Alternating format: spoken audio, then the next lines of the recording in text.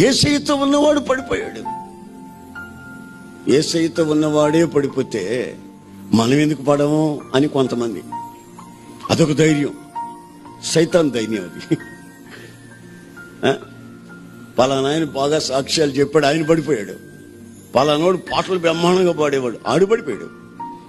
పలానా పాటలు కూడా పడిపోయాడు. ఈ మధ్య ఈ పడిపోయిన వాళ్ళని చూసుకుంటూ కూర్చుంటూ నువ్వు పడతావు. తెలవదు మనోళ్ళు కొంతమందికి, ఎంతసేపు ఆ శుద్ధే గాని, ఆ మాటలే గాని, ఆ వ్యవహారమే గాని, ఇంకొక వ్యవహారం ఉండదు. మిలిటరీలో ఈ శత్రువు వాళ్ళని కొట్టాడండి, ఆడలో 10 మంది చచ్చిపోయారు. ఇంక ఉండే 10 మంది ఏళ్ళని చూస్తూ కూర్చుంటే ఎలాగా? శత్రువు దగ్గర నుంచి ఏమొస్తుందని ఎదురు చూస్తూ మెలకువతో ఉండాలి. కానీ ఆడు ఏళ్ళని చూస్తూ ఉంటే ఈ 10 మంది కూడా చస్తారు.